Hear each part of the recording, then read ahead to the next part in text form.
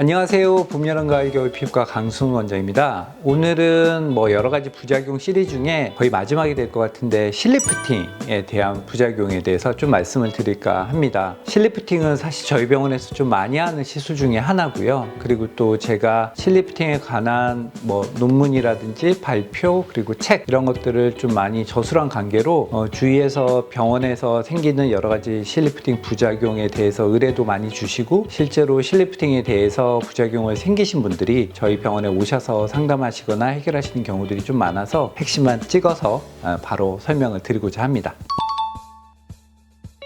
사실 가장 많이 실리프팅을 한 후에 느끼는 문제점?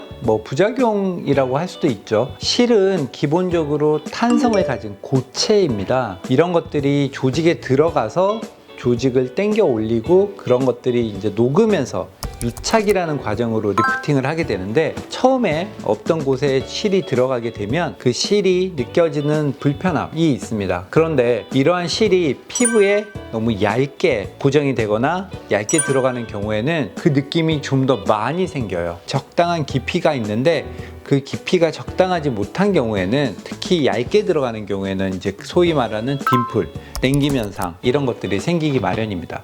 그런데 이러한 부작용은 사실 경우에 따라서는 그냥 두면 없어지는 경우도 있고 또 해결을 해줘야 되는 경우도 있습니다. 사실 환자분들이 이거를 결정하기 좀 어렵고요. 병원에 오셔서 확인을 한 다음에 조치를 받으시는 게 좋습니다. 피부가 움직임이라든지 표정을 짓는 거에 따라서 좀 더 많이 보이거나 없었던 주름 같은, 흔히 이제 하는 표현으로는 보조개 얘기를 많이 하세요. 없던 보조개가 생겼다, 웃으면 보인다, 이런 얘기를 하시는데요. 사실 이런 것들은 실이라는 건 조직을 고정시키는 데는 아주 탁월하지만, 그러니까 우리가 웃거나 말하거나 할 때는 피부가 움직이게 되는데 피부와 이 근육이 움직이는 것에 대응하지는 않아요. 그렇기 때문에 말하다가 보이는 부분들이 생길 수 있습니다. 근데 이런 것들은 사실 부작용이라고 얘기는 하기 어려운 경우가 생각보다 많습니다. 그래서 여러분들이 보시고 너무 심하거나 할 때는 반드시 병원에 가서 확인을 하는 게 좋습니다. 혼자 고민하실 필요는 전혀 없어요.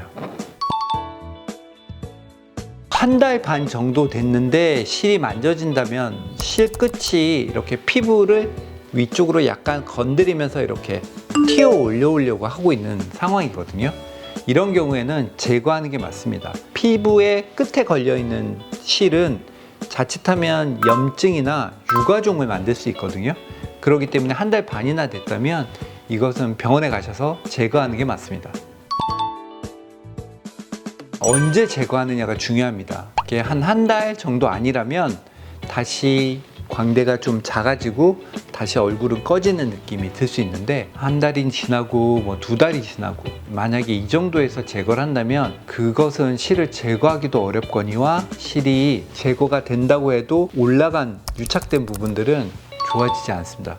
통상적으로 실리프팅을 한다 그러면 다들 이렇게 당기는 벡터 방향을 얘기하는데, 이 방향 자체가 광대를 키울 수 있는 방향입니다. 그래서 광대가 도드라지거나 얼굴이 큰 분들은 리프팅을 할 때 이 방향을 되게 조심하셔야 됩니다. 그래서 꼭 얼굴이 넓어지거나 얼굴이 광대가 커지는 쪽의 리프팅보다는 수직 리프팅 혹은 역 리프팅이라고 하는데, 리버스 리프팅을 해서 앞볼이나 이 심술보가 위로 올라가는 리프팅에 대해서 관심을 갖고 그렇게 시술 받으시면 얼굴이 커지는 부작용, 광대가 넓어 보이는 부작용을 예방할 수 있을 겁니다.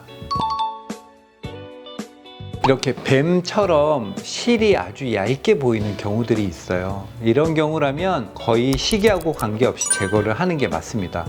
왜냐하면 피부와 실이 너무 가깝게 되면 이것은 대부분 염증을 일으키거나 유가종이 생길 가능성이 높습니다. 그러니까 과도하게 유착이 일어나는 거죠. 유착이 일어나면 피부 안쪽에서 약간 흉터 같은 게 생기면서 꺼지거나 혹은 약간 도드라지는 문제들이 생깁니다. 그래서 이렇게 실이 피부에 비쳐 보이거나 뱀처럼 이렇게 보이면 반드시 제거하는 게 좋습니다. 간혹 그 실이 실제로 중간이 끊어지면 실이 이렇게 한쪽 방향으로만 가시가 있는 형태가 되기 때문에 앞으로 계속 전진을 하는 현상이 생깁니다. 근데 이러한 현상이 생기면 그 실이 피부를 자기 힘으로 이렇게 뚫고 나오는 경우들이 있어요. 이런 경우에는 실이 실제로 피부 밖으로 나오는 것까지 확인하는 경우들이 있는데 반드시 제거해 줘야 됩니다. 그러니까 병원에 와서 제거하는 것도 물론 중요하지만 그것들을 남겨줘서는 안으로 염증이 타고 들어가거나 할 수 있기 때문에 가장 좋은 건 발견하는 즉시 병원에 가서 제거하는 것. 만약에 병원에 갈 수 없다면 본인이라도 요거는 잡아서 빼버리는 게 맞습니다. 실리프팅을 하게 되면은 이 표정을 짓는 것에는 실이 같이 움직이지 않기 때문에 항상 처음, 그러니까 일주일에서 열흘 정도는 말을 하거나 움직일 때마다 안에서 바늘로 콕콕 찌르는 것 같은 느낌을 받게 됩니다. 그거는 실 자체가 가시가 있는 형태인데요. 이 가시가 조직에 걸려 있기 때문에 조금씩 조직이 움직이거나 말을 하거나 표정을 지을 때 이 가시가 살짝 찌르게 되는 역할을 하게 됩니다. 그런데 이러한 역할이 계속되느냐? 그렇지 않습니다. 시간이 지나면 이 가시하고 조직 사이가 천천히 들러붙게 됩니다.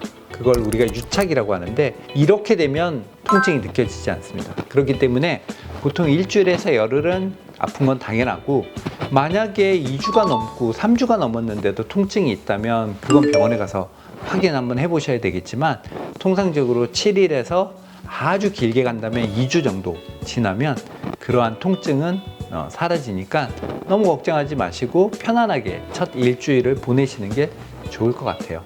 이상으로 여러 가지 부작용 시리즈의 거의 마지막이었던 실리프팅의 부작용에 대해서 알아봤고요. 항상 여러분들이 궁금하시거나 알고 싶은 내용들이 있다면 언제든지 영상을 만들 테니까 궁금하신 게 있으면 댓글에 남겨주시면 감사하겠습니다. 봄, 여름, 가을, 겨울 피부과 강승우 원장이었습니다.